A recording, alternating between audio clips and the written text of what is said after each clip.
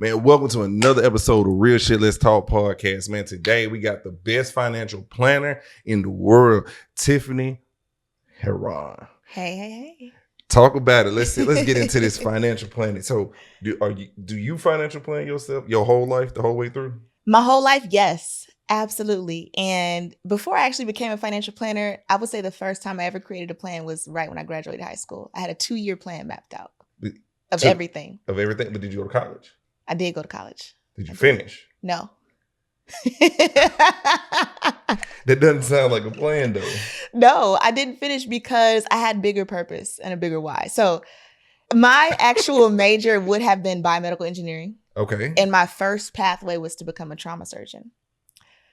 In the midst of that, when I was still full-time in school, I decided to get my real estate license, and I became part-time in real estate. There were some, life happenings that took place. My sister passed away. My parents were getting a divorce. I started losing out on my financial aid, and I wasn't going to take out any student loans. And then I got clarity as far as, do I really want to be in engineering? Do I really want to become a trauma surgeon? Or do I actually want to focus on generational wealth and, building a portfolio and supporting my parents in their retirement, because that's something that they didn't have set up. So it was deeper meaning behind it. So you would say that after your 2-year plan, you had to navigate through all that, the ups and downs, the highs and the lows, but then emotionally you were tied down to what was going on around you. Yes. Then you was like, hey, you know what? I got a 2-year plan. Let me go back to the drawing boards and do X, Y, and Z. Absolutely. So your why is for the bigger purpose. And so now, being a financial planner, how many people have you touched so far? Do you believe? Oh man, it's been, I would say at least 100. At least 100? Yes. Okay. At least so 100 people you touched so far. How many more people are you trying to? Man, that's a worldwide impact right there. Because being a financial planner, like the day-to-day is that I work one-on-one with people or with businesses, right? But with having the world in mind, I get to be more impactful, and efficiency comes along with that. So I may not be able to do every single person in the world one by one, but maybe it's a talk that we're having that they're listening to, that they can take nuggets away from and create a plan themselves. Or if I have, a team of other advisors, with me, and together we're taking on a greater number of people. That's why it's so important to have a team. You can only do so many things by yourself. So did you have mentors and different things of that nature guide you along the way, or you just kind of figured it out on your own? No, I've always had mentors. And the thing about a mentor too is that sometimes you're going to have to fire your mentor. Fire the mentor. I heard that. Fire a mentor. Sometimes you're going to have to fire your mentor, especially if you have gotten to the level of where they've brought you to, and you're looking to get to another level. They can't take you to that next level. They can only take you to where they know where to take you. Deep. I like that. Yes. I ain't never thought about that. I done paid for some mentors that it didn't work out for me. Right. At the other end of the spectrum. I think most of anything when it comes to a mentor, I'm pro-selective. Right? I got to see it at least 5 to 7 times and see why I want to do it. And once they answer the why, then I'm like, okay, how? Then once I answer the how, then I was like, do I really want it? Or do I really need it? So, because your wants and your needs are different. So you wanted to help your family and bring generational wealth. Now, did you accomplish that goal, or are you still working on that goal for them? Yes, it's still a work in progress. It's not an overnight thing. This is like a 10-year process. And I'm 6 in, about 6, 7 in. 4 to go? I mean, yes, when you really put into perspective creating a really solid foundation, not just for self, but also for family. And then you've got other people on the line, for that. You have to get your financial standpoint up to a certain point to even be like, all right, mom, you good. You don't have to work anymore. I'm gonna cover your mortgage, or I'm gonna pay the house off. That kind of stuff, Hey, this is a millionaire sitting in front of us, guys. I just want to let y'all know that. She won't say it, but, I'm gonna just let y'all know. But anyways, back to it. So during this process, how has accountability been a big part of it? Ooh, okay. You have self accountability, and then you have accountability from your peers. Self accountability for me is always like a roller coaster. Okay. Everything can't be a straight line. I mean, it's a universal law that a straight line actually doesn't even exist. There's curvatures in a straight line if you zoom in on the microscope. But all in all, self accountability for me is always a process. It's an ongoing journey. You know, there are times where I could be really just on my stuff, Mm-hmm. and then there are other times where I might fall off. But I'm a human. That's okay.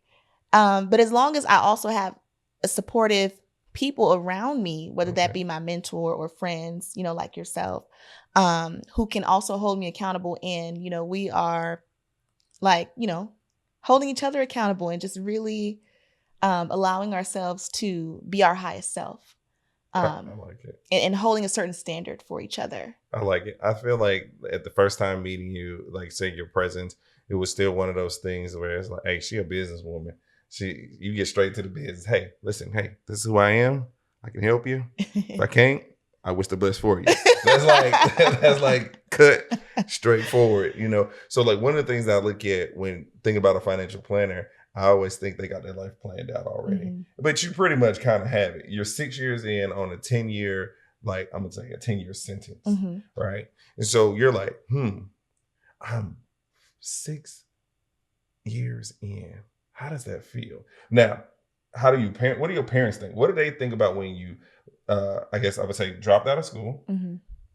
Now, you stayed in school for how long? I was in school I went to community college first. Okay. So that was 2 years. And then it was another 3 years. So I'll say 5 years in total. It was right before I was about to graduate. So January 2020, and I should have just stayed in because they was passing the students through. And I'm not saying that's a good thing, but the fact that hey, not a player hated degree coming through. That's what I'm saying, you know, figure out, I'm learning to figure out the glitches in the system. I didn't know it was going to be a glitch in the system at the time. But January 2020 was when I was like, okay, I'm going to take a gap year. But I ended up doing very well in real estate that year. Okay. And so I just didn't go back. But if you finished, mm-hmm. you would have had a degree.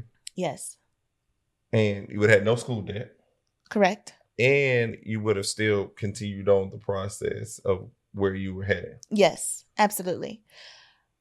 I do appreciate the fact, though, that I listened to myself at the time and did not finish. And this might be contrary to popular belief. Self. Okay. Talk about self. Yeah, it might be contrary to popular belief, but had I not taken that gap year, mm-hmm. I would not have expanded my knowledge in terms of the entrepreneurial area.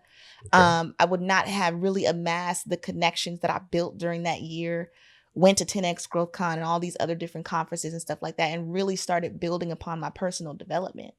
I would have gotten a degree. I would have graduated in biomedical engineering, but what would have been the greatness in that year's time mm-hmm. with me not even using the degree this day? Man, guess what, guys? I got something just exclusive for you. A 21-day accountability challenge workbook, man. Check this out. This is full with knowledge, and it helps you change those habits in just under 3 weeks. Momentum, love, speed, man. Get your copy today. Comment 21 day at the bottom, and I'll send you the link. Get it today. 21 accountability challenge. To the people mm-hmm. that are around our age brackets, what would you tell them in that sense? Like, hey, if you want to go to school, go to school. If you don't want to go to school, don't go to school. Follow this entrepreneur way. Is that what you would say? I would say have a plan. Absolutely. But even sometimes in a plan, the plan might not be A, B, C, D, E, F, G. Okay. Sometimes the plan might look like, hey, I'm going to take a risk and I don't know what it looks like, but I'm going to figure out the how. I just know where I'm going. You know, having the end destination sometimes is the plan. Okay. I believe a part of that is the mindset. Absolutely. Like, so it's like I say always in this podcast field, right? Like, ask my brother Tevin, I asked him a bunch of questions. He'd be so cool, so calm. He'd be like, yeah. So I wouldn't really worry about that, but I'd do it like this. And I think to myself, like, man, I got a plan. He's like, man, that's solid. Sound like a good plan. If it works, it works. Nothing in life is ever 100%, mm-hmm. but nothing is ever going to be a solidified guaranteed of being successful. But entrepreneurship isn't for everybody. That's the new thing that's being spent around, right? And so like I tell them, I say, listen, entrepreneur space, listen, you can go broke for broke. I'm gonna tell you that now. There's the truth. However, when there's a will, there's a way, right? And I believe in having the right mindset. I believe in like praying about it and manifesting those things because your words are powerful. And it's like meeting you, I was like, hey man, we've had conference calls and business calls and just every detail that we've talked about in financial planning, physical planning has been head on, spot on. Like I've been trying to say, listen, I got to get back to her because I need to get these little ducks in order. And so like, I think with you, being that you dropped out of college and you took a accountability for dropping out, accountability for finances, but you already had it pretty much figured out. I'd say you had it figured out. So in these years, what does the next step look like for you? The next step for me is amassing more assets in my portfolio. Okay. The next step for me is marriage. I got to put that in there. Hey, you heard it. Marriage, because and the reason why I put that in there is because it's a part of my life duty, I feel, as a woman and spiritually as well, to have a partner, and also to have a family, to raise children, to reproduce. That's a life duty for me. Life duty. And I can be a woman so driven and so focused in my business, but I also have a biological time clock. Now, I'm not saying ladies rush. I'm not saying that at all. What I am saying is that if I do want to have children, basically what I'm avoiding is not being 35, unmarried, no kids, but with a successful business. And then now I'm like, okay, let me see if I can go back in time and try to do all these things. But then that's more of a rushed time. Do you know what I mean? I get it. So within the next, I guess, 3 to 4 years, possibly, because you're doing a 10-year sentence for a lifetime of generational wealth, building a portfolio, getting these things in order so that when the right man comes along, he's not basically picking up the pieces where you fell off. He's adding to it. Is that it? Absolutely. We're adding to each other. Yeah. Okay. Ain't no ain't gonna be no brokey when he meets me. She was about to say ain't no broke nigga, but mentally, physically, spiritually, I'm saying mentally, physically, spiritually, emotionally, and financially. Those are the 5 areas of my life. And when I say brokey, I'm not just talking about money. I'm talking about all 5 areas of those things. So in the process of I'm being open to receiving and dating, I'm also working on myself in those areas. So that way that I can also be an asset to his life too. And I'm adding to his life, and not just in a sense where he feels like I'm not adding anything, it's a partnership. Right. But also I'd add to that is that people also have to remember that we don't come together with everything together.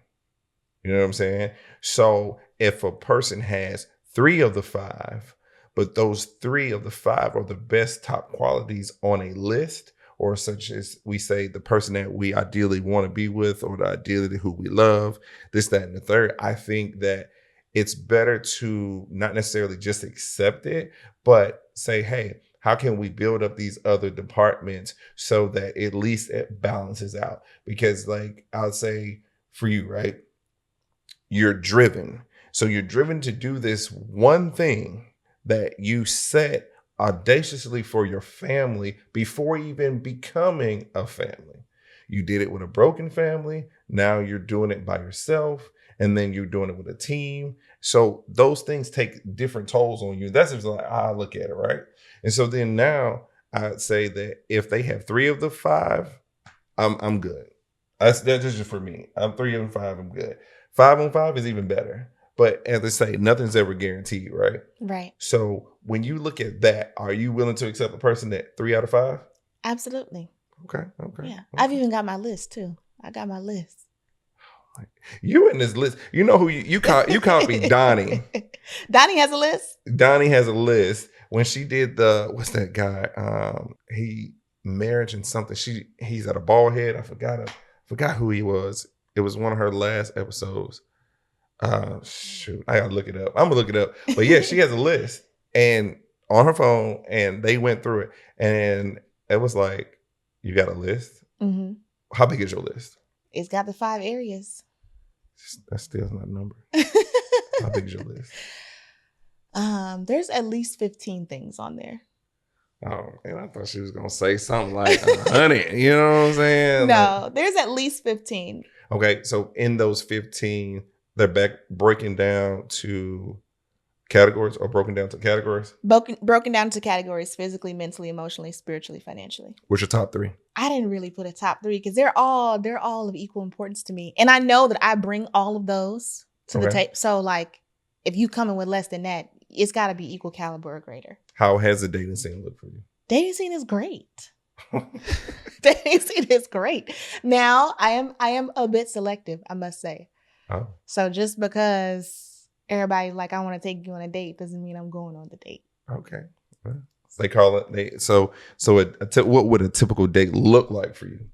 I mean, it depends. It depends. You know, I'm using those 5 criteria that you need. It depends. Like, we can have a walk in the park. And at the same time, I'm a very down to earth woman and also extremely genuine.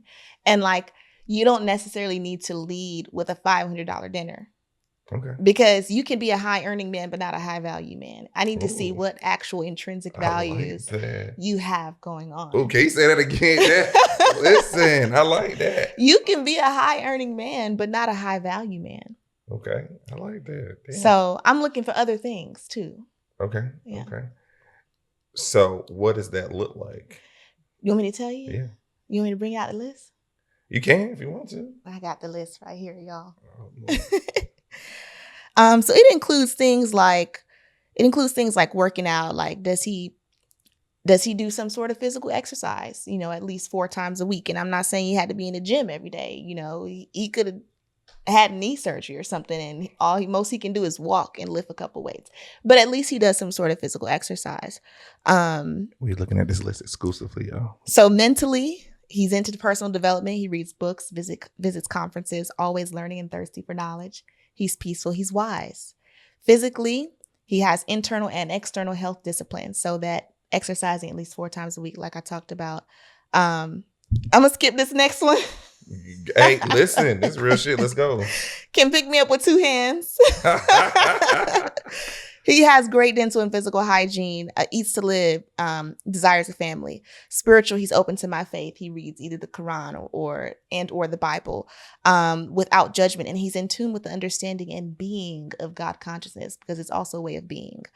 Emotionally intelligent, sound. He has unlocked or is in the process of unlocking his keys to live a higher life and frequency.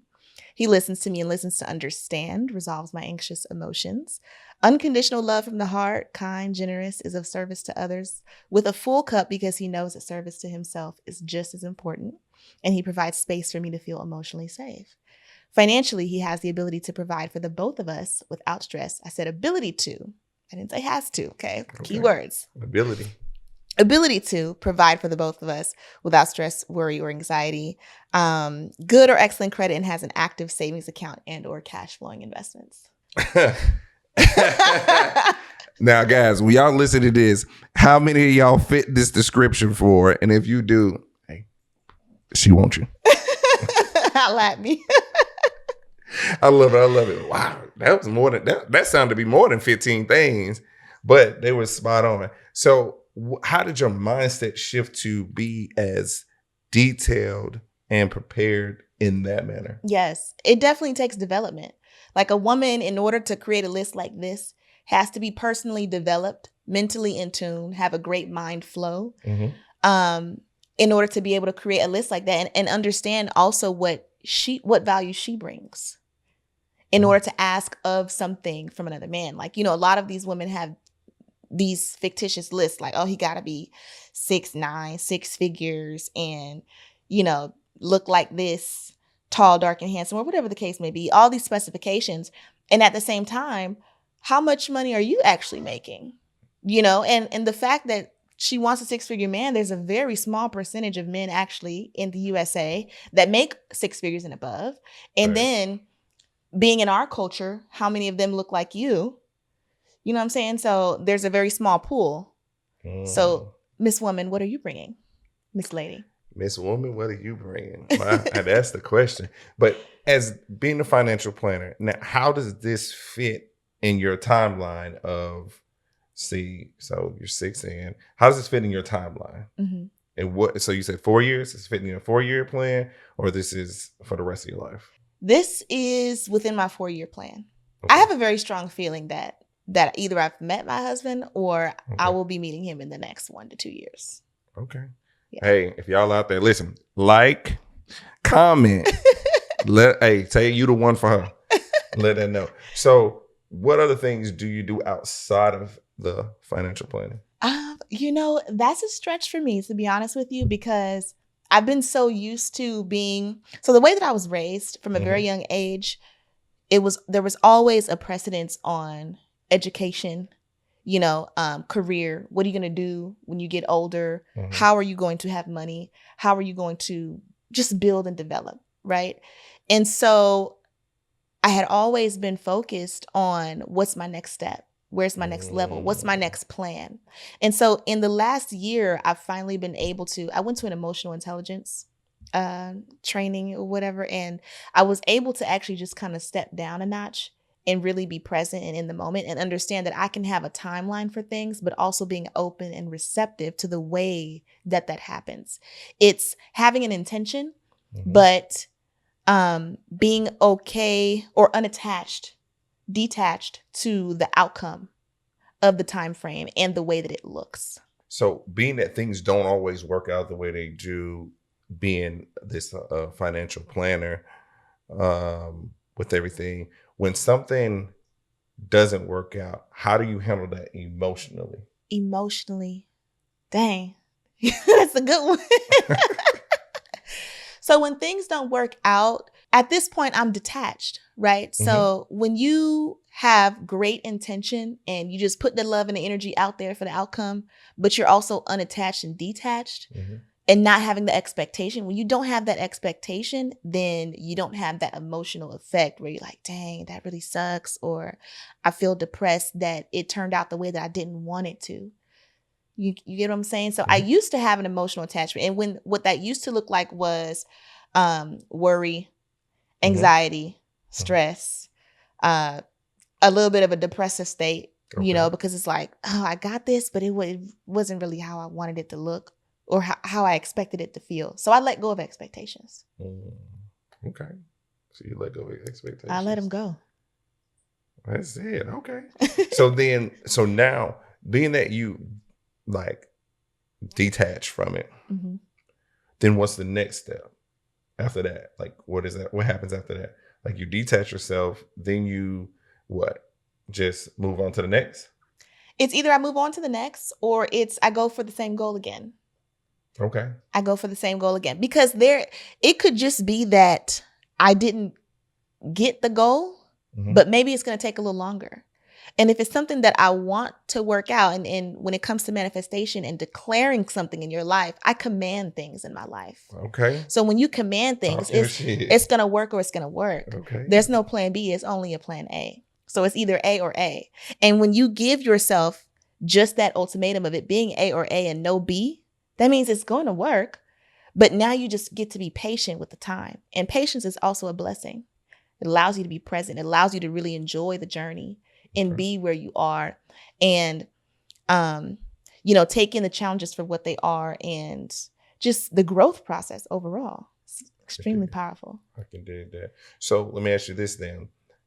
When right now in 2024, we got about 4 months left, do you move in quarters or you move like month by month when you do things? I do both. Okay. I move month by month, quarters, and yearly. Okay. Explain. So I have a 2024 vision, right? Intentions or goals, things that I want to put out. And then I work backwards. Okay. So when you work backwards, then I work by quarter. And I say, okay, Q4, I would like for it to look like this. This is my intention for Q1 through Q4. And then if I have my intentions for Q1 through Q4, then I say, okay, in this 90-day time frame, what are my months going to look like? So then when I work backwards from the months, now I'm looking at my days. How should my days look like? Then the hours. Where am I spending my time? So like basically time management, time blocking. Absolutely. Yeah. Well, what is one activity that you do to just escape from doing the day-to-day activities, answering calls or making calls? What is the one thing that you do that just puts you, once you do it, you're like, yeah, I'm good. I'm ready. I'm ready tomorrow, coach. Mm-hmm. What's that one thing? I dance. Okay. Listen to music, sing. What you can sing? I can sing a little bit. A little bit. Okay. That's not the shower. That shower doesn't count. No. You dance. What kind of dance? Just, like little freestyle in the living room kind of dance, Oh, so like, what's that thing called? What's that movie Chris Brown was in? Like, like a little crump session? Yeah. A little Yeah. Not really, but I can hit one if you needed me to. Put me in, coach. So dancing, and then what does self-care look like for you? Self-care to me looks like taking a walk, going to the park, putting my phone on do not disturb, going to get a massage. For me, it looks like connecting just on a level outside of work, not having a work conversation, just really having a down-to-earth conversation with someone. Self-care to me looks like going to the nail shop. Okay. It looks like me reading a book, sitting on the rooftop, skyline, and just really just soaking in gratitude, soaking in life. That's self-care for me. That regrounds me. So when going back to like what you said, what do I do outside of my work hours? Those are the main things. I like that. One other question I think about right now, because it's pondering on my mind. Mm-hmm. When you said you lost your sister. I did. Now, in losing her, it seems like that added more momentum to your why, and then develop into your purpose, and then develop more into your passion. Can you explain that process? Absolutely. So I believe in God. Okay. For those who may not, or maybe you have another entity that you believe in, higher power, more power to you, right? Mm-hmm. For me, in my life, I don't believe God works in mysterious ways. I believe he works purposefully. Okay. I believe God works, and he's the best of planners in knowing the orchestration of our own life, even though we may not understand it at the time. And so when my sister passed away, that was back in 2015. I'm the youngest, actually, of my siblings. It really put me in a space to be very, very strong. And I can't even explain. I can't even put it to words. But at 18 years old, I was the backbone of my family, who was like almost falling apart. Like, my sister was very special. She was very unique. And I mean, not necessarily like myself, but in her own way. Okay. And when she passed away, we probably had maybe like 200 family members there, but there were 1,000 people in total that showed up for her. The rest of those people outside of family were people that she impacted in her 22 years of life. So when my sister passed away, I remember saying to myself and to God that when I saw all those people show up for her at her funeral, I said, if I can do just for what half of my sister has done in only 22 years of her life in terms of impacting people, I would feel like I have succeeded, like I'm ready to go. Like I can lay down tomorrow knowing that I did at least half of what she did. So I said that to myself. I had that conversation with God. And then it put me in a place to where I got to be in a space to like actually implement things and begin to say, okay, if I want things to change for myself and my family, I've got to do certain things. Right. If I want to get us out of a certain predicament, it gets to start with me. So I've been the source of transformation within myself and my family and others since that point moving forward. And why, she passed away, or why, God took her away so early, very sudden. That's a question that I can't necessarily ask, because then that means that I'm questioning, The higher being of Yeah, God. God, yeah. Wow. So you being the baby, how many is it, y'all? So technically, I have 3 siblings. Okay. I grew up with 2 of them, and I have another sister. She grew up with her mom. But I'm the youngest. My brother's the oldest, and then there's two girls in between. So you being the backbone, are you setting your older siblings in a financial planning way? Mm-hmm. Do they come to you for answers and questions, and do they look for you to, hey, I'm just having a little rough moment, can I borrow something? They look at, are you that person? With my mom, yes. Okay. My dad is that for me, and because he's my dad, She's a daddy's girl. My brother, I would say that he hasn't come to that point yet. I think number one, because he's the oldest, even though I'm the smartest. We could have said that a little louder. But I think it's a family thing. Okay. And this could happen within all families. It's like you go to your family, you say, hey, I got a new business going on. Right. They might not be the first to support you. Facts. And that could just be, the own story that they have in their head in terms of like, I don't know, maybe they making something up like, she gonna feel some type of way, or, I don't want her to think this way of me. There's that mask that we uphold still in front of our family members. So no, my family doesn't come to me first for all things, but they do trust the information that I do have, and they'll ask me, certain questions like, hey, what you think about this and whatnot. But they'll come around or they don't. I'm not pressing the issue. As long as you don't have an issue, that's it. That's all that matters. Do you see, if you could go back right now at the age you are, and you could tell your 18-year-old self one thing that would change the outcome of now, what would it be? Why would it be? And explain just a little bit of the process. Take the risk sooner. I like that. Take the risk sooner and the reason why I say that is because at the age of 18, I was so organized and so systematic, and there's nothing wrong with that. But when you're so systematic and so organized, you don't leave room for messing up. You don't leave room for new experiences and new things. And it was great that I was so focused on that goal at the time. Right. Going to the Air Force, going to be an officer, be a trauma surgeon, and all these things. And I had all my ducks in a row, but it didn't leave room for error, trial, and tribulation. And I think at a young age, that's especially important because you're still learning. You're still, growing. You're still kind of getting to know the way of life. You're still getting to know you. Right. So you don't have to have everything planned out. It's okay not to.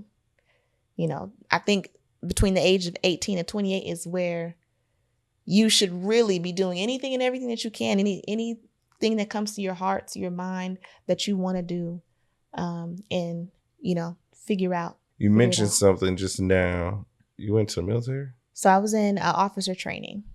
Okay. I didn't get in there yet. I was in officer training. So you went to training and then you dropped out of that.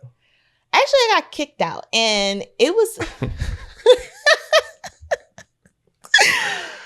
I got kicked out, but it was for the smallest reason. They really had it out against me. So in my detachment, there was only, yes, we're in the 2000s, but racial ambiguity still is a thing. So I was the only Black woman. Okay. I'm a challenger, not in a negative way, but in a way where if you tell me something, I'm going to question for a deeper understanding. And I've always been that way. I would challenge my teachers and stuff. But there was just a scenario where there was a cadet who, so we would pretend to have, these ranks, right? So we would have a lieutenant colonel and stuff in our, because we're practicing to go. And there was one who was in a higher rank, and he challenged me. And I said something back, but it wasn't smart. It just wasn't what he wanted to hear. So he told me I didn't have tact. He went down the whole 9. So what I did was I wrote a memorandum, and you have to write the memorandum to pass it through the chain of command to even get to the actual lieutenant colonel of the detachment, the lady in charge.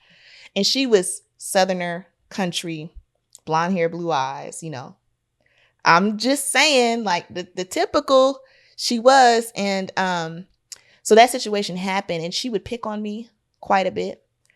And eventually I went with her, the memorandum went up, and the solution got resolved.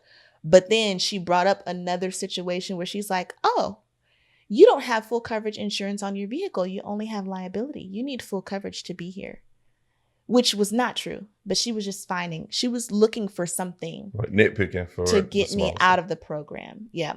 And that's what happened. And I just didn't go back. Damn. Go back. Nitpicking. But that comes with a lot of things, right? I'd say this, like for me, sharing that, all right, I'm a former firefighter, right? And I paved the way to get through to the fire academy. I was one of 5 in our 27 people in our class to get a job right out of it, right?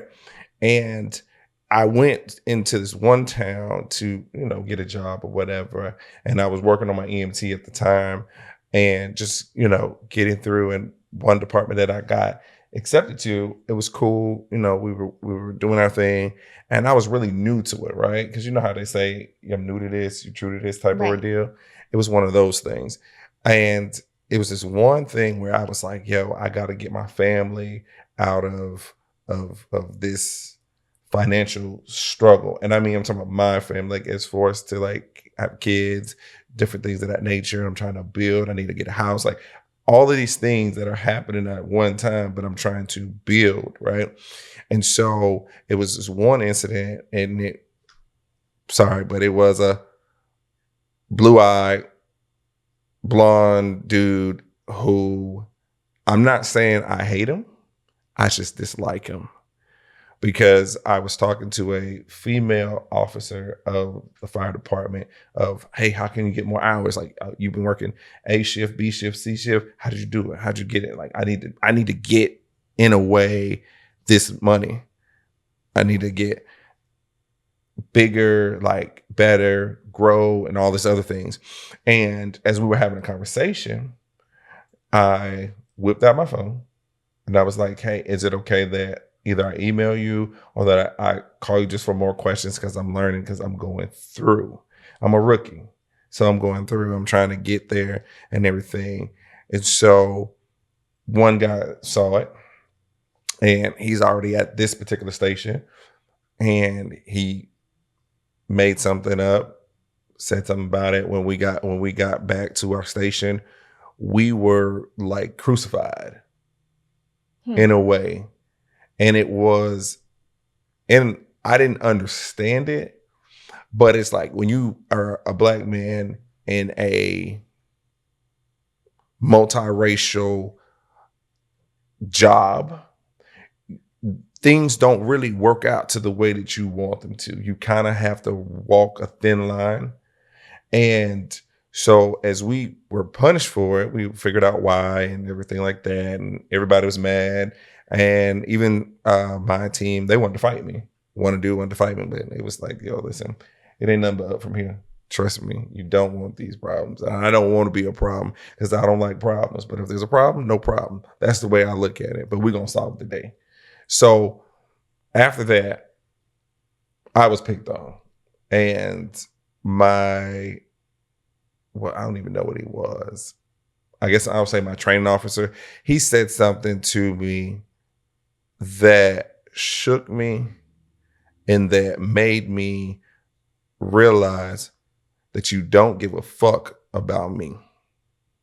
And I believe, from my intellect, what I can remember, it was like, hey, I wouldn't trust you to save your own mother in a fire, not alone my mother.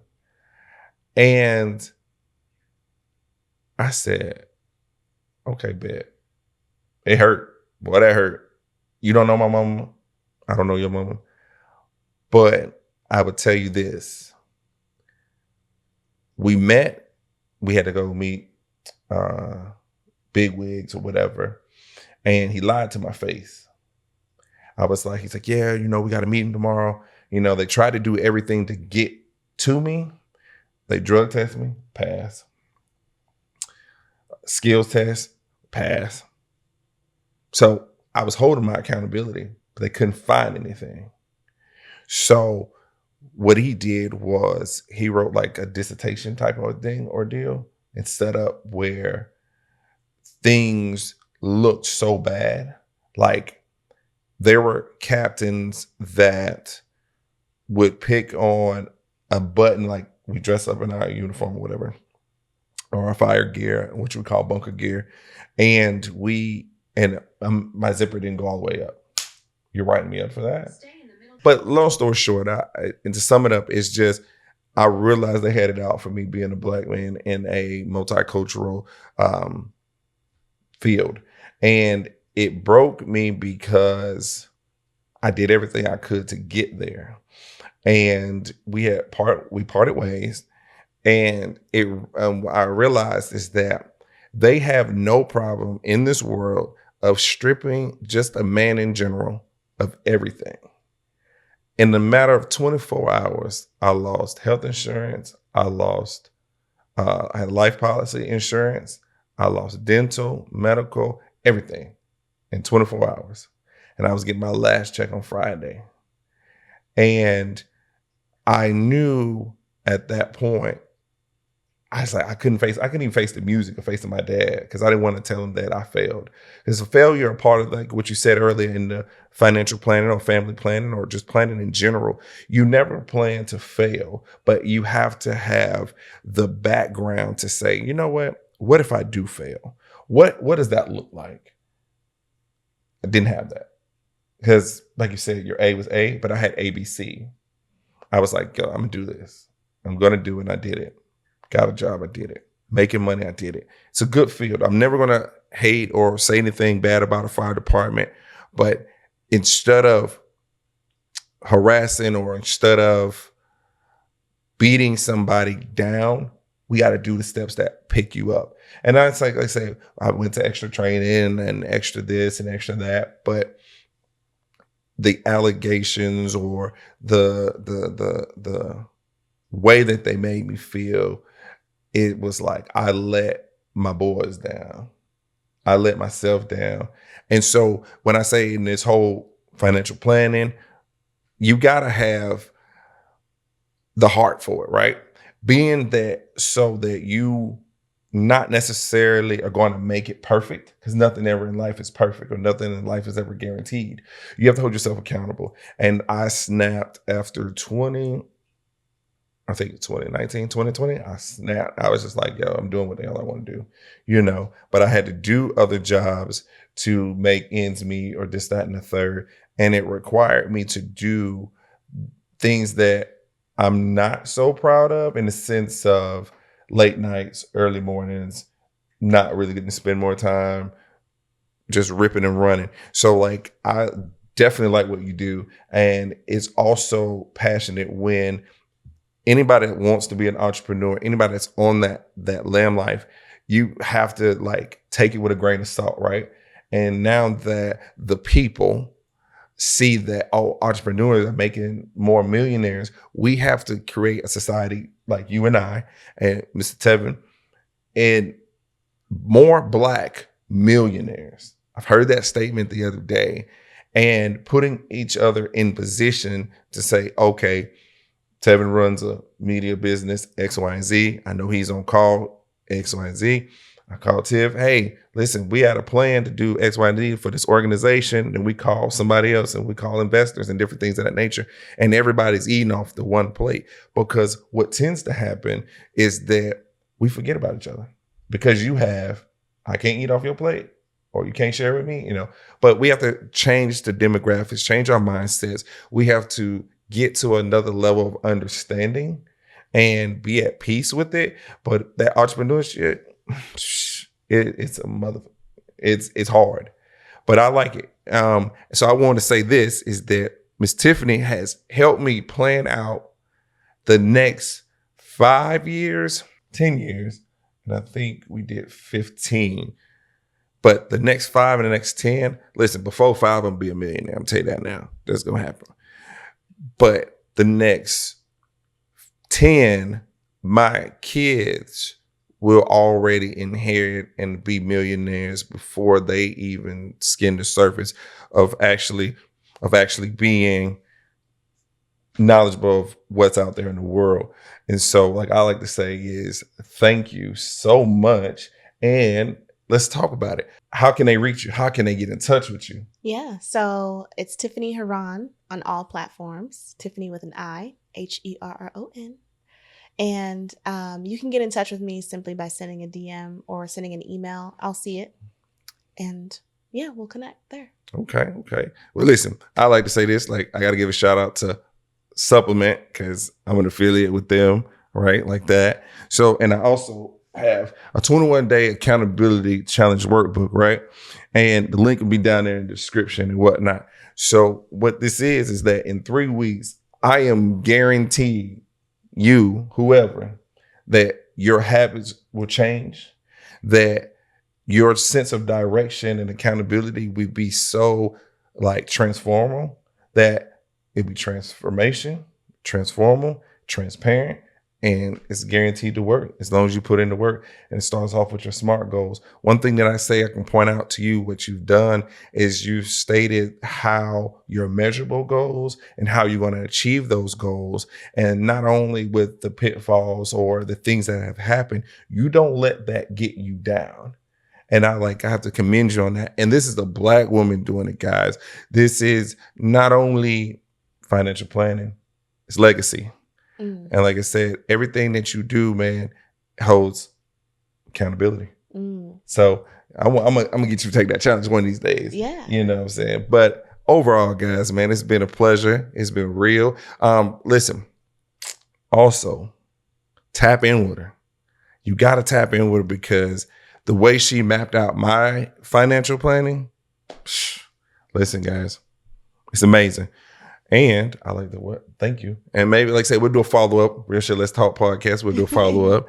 And, you know what I'm saying, if you ever in the area, in Atlanta. I'm in Atlanta and LA. Mm-hmm. Okay. Atlanta, LA. Listen, she lives multiple places. Next thing you know, she'll be in Dubai and Switzerland or something like that. Oh, absolutely. Speaking of legacy, okay, we've got LegacyCon 2 coming up. It's a conference that I created for us, by us. Last year we had it out in LA, but I think this year we're going to have it out in Atlanta. So this November, stay tuned. Well, listen, guys, thank y'all for tuning in to Real Shit Let's Talk podcast. Hey, we out. Peace.